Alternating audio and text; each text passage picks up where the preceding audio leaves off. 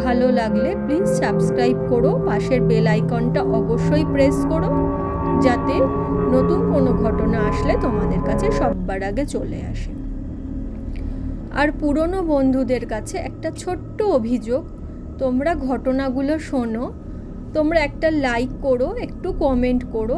একটা লাইক একটা কমেন্টের খুব আশা করি, কারণ এই ঘটনাগুলো বলতে আমাদের যথেষ্ট এফর্ট দিতে হয়, অনেক ঘটনা পড়ে সেটাকে মনে রেখে তোমাদের কাছে উপস্থাপনা করতে হয়, তার জন্য যথেষ্ট খাটুনি হয়। তার জন্য প্লিজ এক লাইক তো বানতা হ্যায়। তো চলো আর বেশি কথা বাড়াবো না, সরাসরি ঘটনায় চলে যাব। নিশার পরিবারে ওর বাবা, মা আর নিশা তিনজনেই ছিল, আর ওর বয়স্ক ঠাকুমা। দাদু অনেক দিন আগেই মারা গেছে। নিশার যখন এই 10-12 বছর বয়স, তখন ওর মায়ের হঠাৎ ক্যান্সার ধরা পড়ে। এবার ক্যান্সার আমরা জানি মরণ ব্যাধি, যেটাতে সেরে ওঠার সম্ভাবনা খুব কমই থাকে।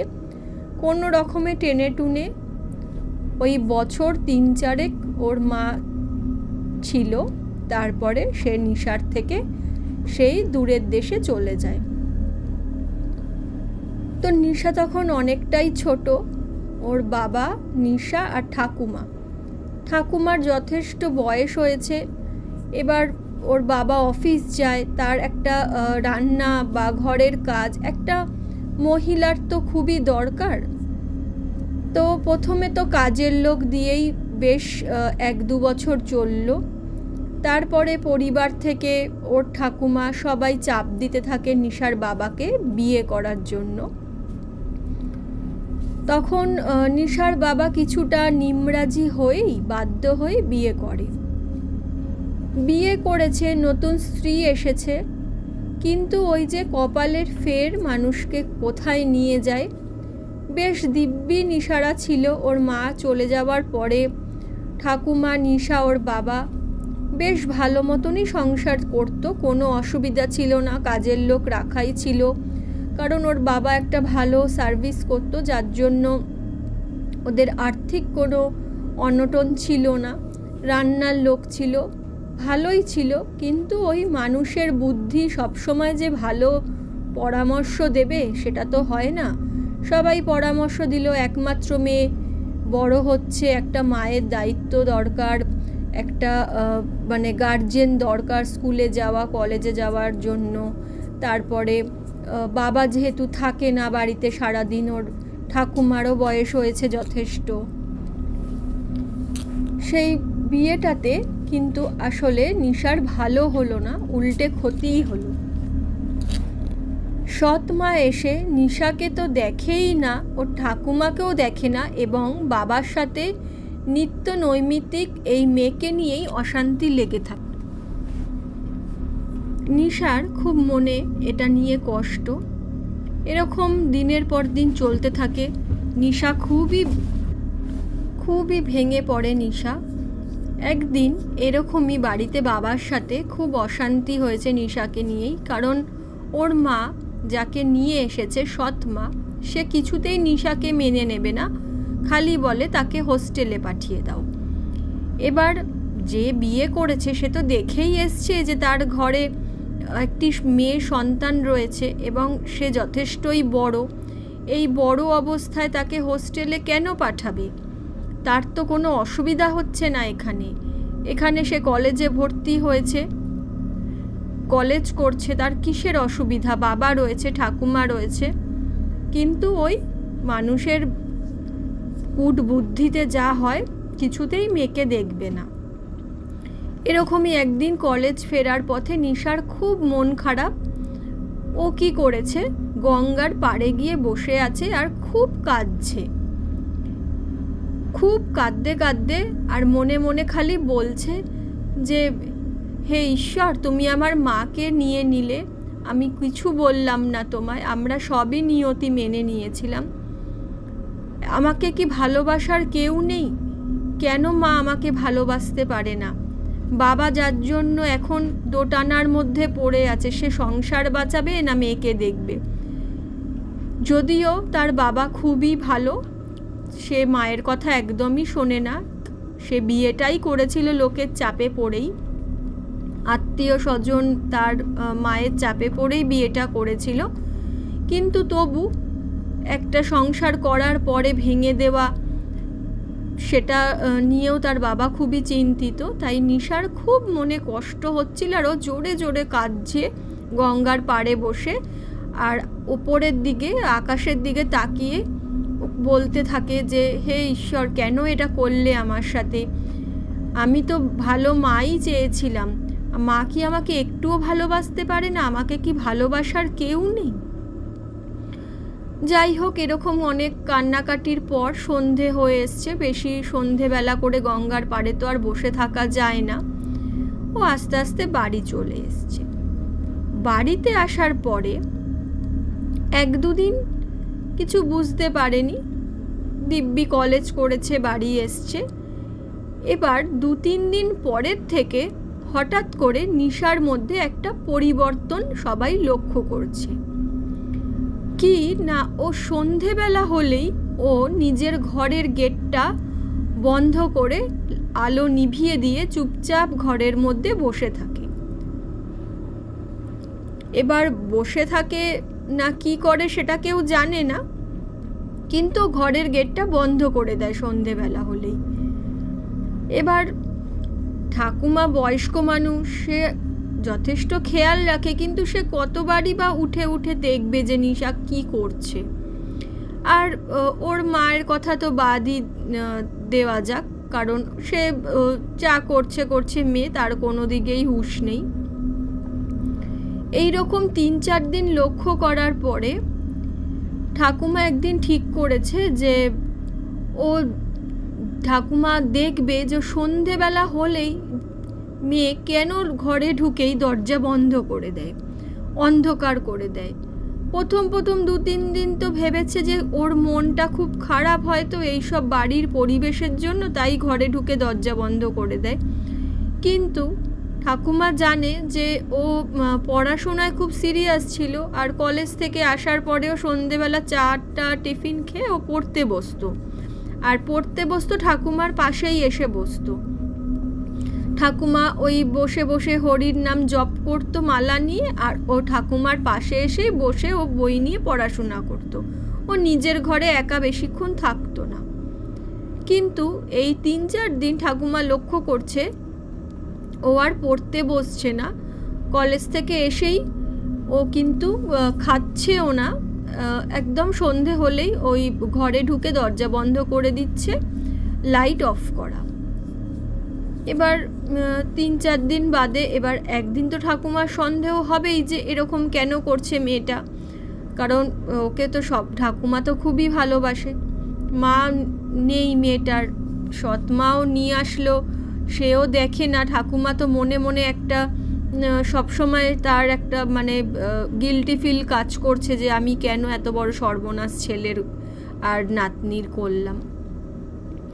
এবার যখন সে ঘরে ঢুকে দেখছে যে ও নিশা কি করে, দেখার জন্য যখন আস্তে করে দরজাটা ঠেলা দিয়েছে, তখন দেখছে যে নিশা চুপ করে বসে আছে অন্ধকারের মধ্যে, আর কাকে যেন বলছে আমি যাব না, তুমি চলে যাও, আমি যাব না, আমি কেন যাব তোমার সাথে, এরকম করে নিশা যেন কাকে কথা বলছে কার সাথে।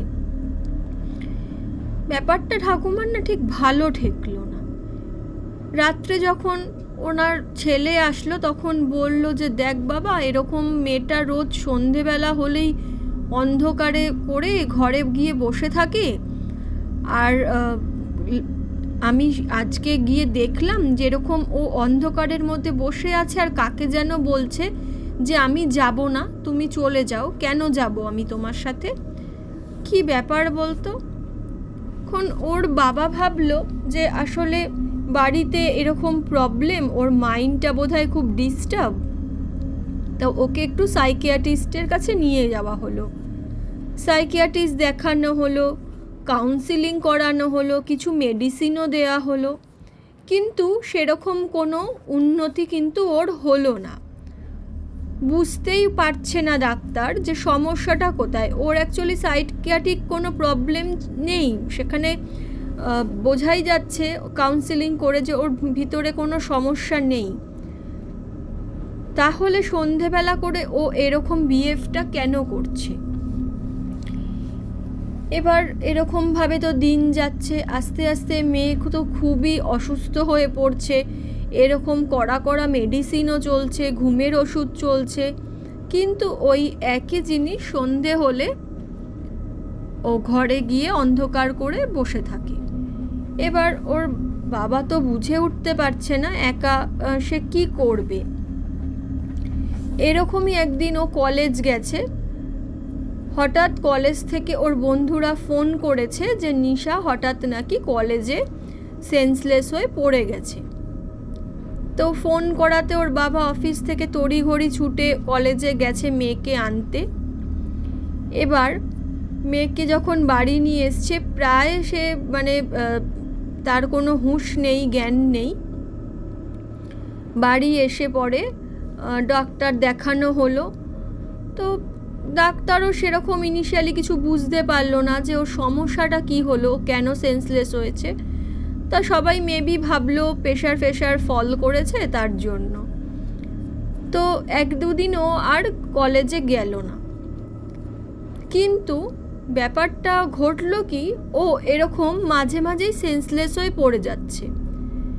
হঠাৎ করে ও মানে অকারণেই বসে বসে কথা বলছে, হয়তো বলতে বলতে হঠাৎ করে সেন্সলেস হয়ে পড়ে যাচ্ছে। আর ওই একটা জিনিসই করছে, ও সন্ধেবেলা হলেই ঘরে অন্ধকার করে ঢুকে যাচ্ছে, লাইট অফ করে বসে রয়েছে। আর ওই ঘরের পাশ দিয়ে ওর বাবা বা ঠাকুমা গেলে বা শুনতে পারছে যে ও বলছে যে আমি যাব না, তুমি চলে যাও, কেন যাব আমি তোমার সাথে। এবার ব্যাপারটা তো খুবই মানে একটা চিন্তার বিষয়। ঠাকুমা তো প্রচণ্ড চিন্তা করছে যে হচ্ছেটা কি মেয়েটার সাথে, এত ডাক্তার দেখানো, এত কিছু, তবু মেয়েটা এরকম কেন করছে। আর সেন্সলেস হয়ে যাচ্ছে মাঝে মধ্যেই, কিন্তু সেটা কোনো তার মেডিকেল কারণ নেই, হঠাৎ এমনি সে সেন্সলেস হয়ে যাচ্ছে। বুঝে উঠতে পারছে না যে সে করবেটা কি তারা। তো এইরকমই একদিন কথোপকথন চলছে, পরিবারের লোকজনও দেখতে আসছে মাঝে মধ্যে নিশাকে, কারণ মা মরা মেয়ে সবাই জানে যে এরকম বিয়ে দেওয়া হয়েছে, সবাই আত্মীয় স্বজনরা দেখাশোনা করেই পরে ওর বাবাকে বিয়ে দিয়েছে। তাদেরও একটা মানে সবার মনের মধ্যে যে কি মেয়ে ঘরে বউ হয়ে এলো, মেয়েটাকে দেখেই না। তো মাঝে মাঝে আত্মীয় স্বজনরাও আসে। তো এইরকমই একদিন নিশার ছোটো মাসি এসছে। ছোটো মাসি থাকে হচ্ছে এই বীরভূম, তো বীরভূম থেকে ছোটো মাসি দেখতে এসছে। তো দেখতে এসে যখন এরকম বলছে, তাহলে ছোটো মাসি বলছে এক কাজ করছি জামাইবাবু, আমি নিশাকে কদিন আমার সাথে নিয়ে যাই, ওর একটু হয়তো পরিবেশটা পাল্টালে ওর যদি মনটা ভালো হয়, একটু চেঞ্জে গেলে। তখন জামাইবাবু আর না করেনি, নিশার বাবা বলেছে হ্যাঁ ঠিক আছে, তুমি নিয়ে যাও ওকে, কদিন একটু ঘুরে আসুক, একটু চেঞ্জ হবে, ভালো লাগতে পারে ওর, তুমি একটু ওকে চোখে রেখো, ওর মেডিসিনগুলো নিয়ে যাও। আর ওর ঠাকুমাও বললো যে সন্ধেবেলা হলে এরকম দরজা বন্ধ করে দেয়। তো সবই ওর মাসি শুনে বলল ঠিক আছে, আমি নিয়ে যাচ্ছি, আমি দেখছি কি করা যায়, আমি দেখে রাখবো, কোনো চিন্তা করবেন না জামাইবাবু, আমি দেখে রাখবো বলে ও মাসির সাথে ও বীরভূমে মাসির বাড়িতে আসে। মাসির বাড়িতে এসে বেশ প্রথম 2 দিন ও খুবই ভালো ছিল, কারণ মাসির বাড়িতে বিশাল একটা কালী মন্দির, মানে মাসির ঢুকতেই বাড়ির সামনেই বিশাল বড় একটা কালী মন্দির, তারপরে তার বাড়ি, মানে যেরকম আগেকার দিনের বাড়িতে এখনও দেখা যায় না, যে এরকম বাড়ির সাথেই বাড়িরই একটা মন্দির থাকে, সেই রকমই এটা মন্দির ছিল ওনার বাড়ির। তো বাড়িতে ঢোকে, এবার ওদের বাড়িতে প্রতিদিনই সন্ধেবেলা সন্ধ্যারতি হয় মন্দিরে। তো নিশা গিয়েও বসে, বেশ ও কিন্তু ভালো রয়েছে 2-3 দিন, মানে যে মাসির বাড়ি গেছে ওর মধ্যে কিন্তু আর কোনো রকমের কোনো অসুবিধা নেই। তো তখন ওই নিশার মাসি তখন ওর জামাইবাবুকে, মানে নিশার বাবাকে ফোন করে বলল যে জামাইবাবু, এই তো 2-3 দিন কিন্তু নিশা খুবই ভালো আছে, এসে তো একবারের জন্য সেন্সলেসও হয়নি। আর সন্ধেবেলা করে তো আমাদের এখানে এরকম মন্দিরে পুজো হয়, জানেনই, কালী পুজো। সন্ধেবেলা করে ও মন্দিরে বসে, পুজো আরতি, তো ও তো ভালোই আছে, কোনো অসুবিধা নেই। তো ওর নিশার বাবাও একটু স্বস্তি পেল যে মেয়ের এখন কোনো রকমের অসুবিধা নেই, শরীর এখন ঠিকঠাক আছে, সে সেন্সলেসও হয়নি বা সন্ধেবেলা এরকম দরজা বন্ধ করেও বসছে না। তো খুবই খুশি নিশার বাবাও।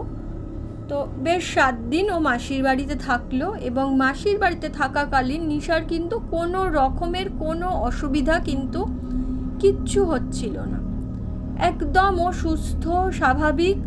সন্ধেবেলা মন্দিরে প্রতিদিন পুজো হয়, সেখানে গিয়ে সবাই বাড়ির লোকে যেরকম বসে ও বসতো, পুজো করতো মন্দিরে, পুজোর কাজে হেল্প করতো, গল্প আড্ডা ইয়ার্কি, কোনো অসুবিধা ছিল না। 7 দিন মানে খুব সুন্দরভাবে কিন্তু দিনগুলো কেটে গেল।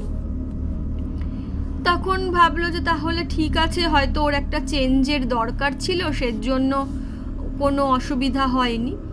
এবার 7 দিন বাদে তারপর আবার ওর বাবা গেল আনতে, নিশাকে নিয়ে চলে আসলো। যেদিন থেকে আবার ও এই বাড়িতে আসলো, সেদিন থেকে আবার ওর মধ্যে সেই একই পরিবর্তন শুরু হলো। কি না, ওই সন্ধে হলেই ও দরজা বন্ধ করে দিচ্ছে, অন্ধকার করে দিচ্ছে, আর মাঝে মাঝে সেন্সলেস হয়ে পড়ে যাচ্ছে। এবার ও তখন নিশার বাবা আবার ওর নিশার মাসিকে ফোন করেছে যে আচ্ছা বলো তো ব্যাপারটা কি। তখন নিশার মাসি খুব চিন্তিত হলো এবং বলল যে দেখুন জামাইবাবু, আমার এখানে তো ও দিব্যি সুস্থ সবল ছিল, কোনো রকমের ওর কোনো অ্যাবনর্মাল কিছু আমি দেখিনি, একটা দিনের জন্য সন্ধেবেলা ও দরজা বন্ধ করেনি, ও তো উল্টে মন্দিরে বসে পুজোর সামনে বসে থাকতো, পুজোর কাজ করতো, আরতি হতো, আর একদিনও ও সেন্সলেসও হয়নি। তখন একটা ওর মাসির মধ্যে একটা খটকা দেখা দিল, বলল যে ঠিক আছে জামাইবাবু, আমি আপনাকে কালকে সব বিষয়টা কিছুটা চিন্তা ভাবনা করে আপনাকে জানাচ্ছি। তখন ওর মন্দিরে যে পুরোহিত পুজো করতো কালী মন্দিরে, যেহেতু উনি কালীর মন্দিরের পুজো করতেন, কালীর সাধক ছিলেন, আর বীরভূমে মোটামুটি অনেকেই এই তন্ত্রক্রিয়া জানে, যেহেতু তারাপীঠের অন্তর্গত। তখন সে ওই মন্দিরের পুরোহিতকে ঘটনাটা বলল, কারণ যখন এখানে এসে এরকম ও ভালো মতনই ছিল, কোনো অসুবিধা ছিল না, তখন তো কেউ এই ব্যাপারটা নিয়ে গুরুত্ব দেয়নি, বুঝতে পারেনি। কিন্তু বাড়ি ফিরে যাওয়ার পরে যখন ওর আবার এইরকম মানে অসুবিধা শুরু হলো, এরকম মাঝে মাঝেই ও সেন্সলেস হয়ে যাচ্ছে, সন্ধে হলে ঘরে দরজা বন্ধ করে দিচ্ছে, তখন ওর মাসি ওই পুরোহিতের সাথে আলোচনা করাতে পুরোহিত বলল যে ঠিক আছে, আমি এই সব কাজ কিছু করি না, আমি তো পুজো আচ্চা নিয়ে থাকি আর সামান্য সাধনা করি তারা মায়ের। আমি আমার গুরুদেবকে বলবো, গুরুদেব আপনি ওর একটু নাম, তারপর ডেট অফ বার্থ, এগুলো একটুখানি আমাকে দিয়ে যান, তাহলে আমি ওই গুরুদেবকে বলবো, দেখি উনি কি বলতে পারেন এই বিষয়ে। তো নিশার মাসি আবার ওর বাবাকে ফোন করে ওর অ্যাকুরেট জন্ম সময়ে সমস্ত date of birth, time of birth, place of birth, এরকম আর কি সব কিছু নিয়ে ওই ঠাকুরমশাইকে দেয়, এবং ঠাকুরমশাই তার যে সিনিয়র ছিলেন সেই তাকে দেন। এবার তিনি সব কিছু বিচার বিবেচনা করার পর দেখে টেখে নিয়ে, এবং তিনি যেহেতু সাধক ছিলেন, খুবই মানে তারামার বড় ভক্ত, তার মধ্যে অনেক কিছুই তিনি জানতেন। তো সে একটা নিশার ছবিও চেয়েছিল, তোর মাসি একটা নিশার ছবিও দিয়ে দিয়েছিলেন পুরোহিতের সাথে। তো সব কিছু দেখে টেখে বলল যে এক কাজ করো, তুমি ওই মেয়েকে ডেকে নিয়ে আসো এইখানে মাসির বাড়িতেই থাকতে বলো, আমি যাব বলে কোনো একটা ডেট বলে যে এই ডেটে আমি যাব, তার মধ্যে ওই মেয়েকে এইখানে মাসির বাড়িতে নিয়ে আসো। তখন আবার নিশার মাসি ফোন করে জামাইবাবুকে বলে যে জামাইবাবু আপনি একটুখানি নিশাকে নিয়ে আসুন, এরকম আমি ঠাকুরমশাইয়ের সাথে কথা বলেছি, ঠাকুরমশাই ওনার সিনিয়র যিনি তাকে দেখিয়েছে ওর সব কিছু, ওকে নিয়ে আসতে বলেছে। এবার যখন এই সেকেন্ড বা প্রথমবার তো মাসির বাড়ি যখন ও তো মাসির সাথে হুট করে চলে এসছে, কোনো ব্যাপার ছিল। এবার সেকেন্ডবার যখন ওর মাসি ডেকে পাঠিয়েছে, তখন নিশা বেঁকে বসেছে, ও কিছুতেই আসবে না মাসির বাড়ি। বাবাকে বলছে যে না না আমি যাব না। তার কোনো কারণ, বলছে কেন যাবি না, তুই তো 7 দিন আগেই ঘুরে আসলি, 7 দিন ছিলিস মাসির বাড়িতে, খুব ভালো ছিলিস, কেন যাবি না? বলছে না আমি মাসির বাড়ি যাব না, গেছিলাম আমি এখন আর যাব না। এবার এই নিয়ে তো বাবা মেয়ের খুবই তর্কাতর্কি চলছে, না তোকে যেতেই হবে, না ও কিছুতেই মাসির বাড়ি যাবে না। কিভাবে কি করে সে জোর জবরদস্তি ওর বাবা ওকে মাসির বাড়িতে নিয়ে আসে। মাসির বাড়িতে আনার পরে ও যখন ওই পুরোহিতের মানে যিনি মানে গুরুদেব ছিলেন, তিনি যখন আসেন, এসে যখন তাকে নিশাকে সেই গুরুদেবের মুখোমুখি বসানো হয়, তখন গুরুদেব বলেন যে তুমি সত্যি কথা বলো তো মা, তুমি কি কি দেখতে পাও, তুমি আমাকে সত্যি কথা বলো, তোমাকে কেউ বকবে না, তোমার কথা কেউ অবিশ্বাসও করবে না, তুমি কি দেখতে পাও বলো। তখন নিশা বলে ও নাকি একটা বিশাল লম্বা একটা কালো পুরুষের কোনো মূর্তি, ছায়া মূর্তি দেখতে পায়। সে মানে বিশাল লম্বা, মানে প্রায় 8-9 ফুট লম্বা একটা কালো ছায়ামূর্তি দেখতে পায়। আর সেই ছায়ামূর্তিটা নিশার কাছে আসে, বসে, মাথায় হাত বুলায়, তাকে বলে যে তুমি চিন্তা করো না, তুমি সেই যে গঙ্গার পাড়ে বসে কাঁদছিলে যে আমাকে কেউ ভালোবাসে না, তোমাকে আমি ভালোবাসি, আমি তোমাকে আমার সাথে নিয়ে যাব, তুমি কোনো চিন্তা করো না, আমি তোমাকে আমার সাথে নিয়ে যাব। এই কথাটা নাকি নিশাকে বলে সেই ছায়ামূর্তিটা। আর সেই ছায়ামূর্তিটা যখনই আসে তখনই নিশা ওই অন্ধকার করে ঘরে বসে থাকে। এবার নিশা প্রথম তো বলতো যে না আমি যাব না, কেন যাব আমি তোমার সাথে। এবার আস্তে আস্তে ব্যাপারটা ঘটতে ঘটনাটা এমন হয়েছে যে নিশাও আস্তে আস্তে যেন মন্ত্রমুগ্ধের মতো হয়ে গেছে, আর ওটা ওর যেন হ্যাবিচুয়েটেড হয়ে গেছে। ও সন্ধে হলেই ওরকম ঘরে ঢুকে যাবে, অন্ধকার করবে, আর সে ছায়ামূর্তি আসবে, ওর মাথার কাছে বসবে, হাত বুলাবে, বলবে যে তুমি কোনো চিন্তা করো না, আমি তোমাকে খুব ভালোবাসি, আমি তোমাকে তোমার সাথে নিয়ে যাব। এই কথাটা যখন নিশা বলে, তখন সে গুরুদেব বলে আসলে ওর ওপরে একটা কালপুরুষের নজর পড়েছে। ও ওই গঙ্গার পাড়ে বসে যখন কাঁদছিল, তখন কোনো কালপুরুষ আশেপাশে কোনো জায়গা থেকে ওকে দেখেছে, দৃষ্টি দিয়েছে, এবং ওর দুঃখে সে আস্তে আস্তে ওর প্রতি অ্যাট্রাকশান হয়ে, আর নিশা এমনি খুব সুন্দরীও ছিল, সেই কালপুরুষ নিশার সাথে চলে এসেছে। আর কালপুরুষ হচ্ছে এমন একটা অতৃপ্ত আত্মা, যারা মানে খুব অল্প বয়সী ছেলে যারা মারা যায়, মানে অবিবাহিত ছেলে যাদের মনে অনেক আশা আকাঙ্ক্ষা থাকে, অনেক আশা আকাঙ্ক্ষা নিয়ে যেসব অবিবাহিত ছেলেরা অল্প বয়সে মারা যায় তারাই নাকি কালপুরুষ হয়। এই কালপুরুষ কিন্তু মানে নিজের যাকে পছন্দ করবে তার সাথেই সে চলে আসে, এবং সে কালপুরুষ আশেপাশেই ছিল, এবং নিশাকে সে যখন ওরকম দুঃখ অবস্থায় দেখেছে তখন তার ওর প্রতি একটা অ্যাট্রাকশান তৈরি হয়েছে এবং সে নিশার সাথে চলে এসেছে। এবং তার জন্য সেদিনের পর থেকে নিশার মধ্যে এই পরিবর্তনগুলো এসেছে। ওই গঙ্গার পাড় থেকে আসার পরেই ও সন্ধে হলেই ও কি ওই দরজা বন্ধ করে অন্ধকার করে থাকতো, এবং ওই মাঝে মাঝেই ও অজ্ঞান হয়ে পড়ে যেত। এটাই হচ্ছে কালপুরুষের লক্ষণ ছিল, যে ওকে আস্তে আস্তে ওর সাথে টেনে নিয়ে চলে যাবে, ওর প্রতি ওর একটা ভালোবাসা জন্মেছে। তো এই সব শোনার পরে ওর বাবা মাসি সবাই বলছে এখন গুরুদেব কি উপায়। বলছে আসলে যখন 7 দিন ও এখানে এসে, যেহেতু এখানে তারা মা প্রতিষ্ঠিত আর বাড়িতে এত বড় মন্দির রয়েছে, সে তো এখানে পর্যন্ত আর পৌঁছাতে পারেনি, তাই ও 7 দিন একদম সুস্থ ছিল। ও যখন আবার বাড়ি ফেরত গেছে তখন সে আবার তার সাথে জুড়ে গেছে।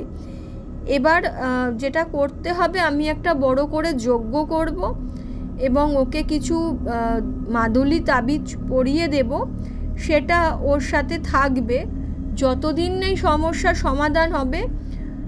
সেই মাদুলিটা ওর সাথে রাখতে হবে, সেটা 6 মাসও হতে পারে, 1 বছরও হতে পারে, আবার 5 বছরও হতে পারে। যে কালপুরুষ কত দিনে যাবে সেটা আমি বলতে পারবো না, আমি যজ্ঞটা করার পরেই সব কিছু বলতে পারবো। তো বিশাল করে একটা যজ্ঞ করা হয়, একদম সেই মুরগি থেকে ছাগল থেকে মানে এইসব আর কি মানে বলি দেওয়া হয়। এরকম সাদা সর্ষে, কালো সর্ষে, একটা কালো গোটা মুরগি, একটা ছাগল, এরকম সব কিছু থাকে, সব নিয়ে আর কি যজ্ঞতে বসা হয় এবং সেই কালপুরুষের উদ্দেশ্যে সেগুলোকে দান করা হয়। এবং বলে যে তো গুরু ঠাকুরমশাই পুজো টুজো করার পরে বলে যে না ঠিক আছে, ও এখন মনে হচ্ছে বিপদ মুক্ত, আর তোমাদের এই বাড়িতে যেহেতু তারা মা প্রতিষ্ঠিত আছে, ও এই বাড়ি পর্যন্ত ওর সাথে আর আসতে পারবে না। আমি এই সমস্ত কিছু কালপুরুষের উদ্দেশ্য করে দিলাম, ও ওকে ছেড়ে দিয়ে চলে যাবে। তার কি গ্যারেন্টি না, বলেছে যে যাওয়ার সময় একটা মোটা গাছের ডাল ভেঙে পড়বে, তাহলেই বুঝতে পারবে যে আমি ওকে ছেড়ে দিয়ে চলে গেছি।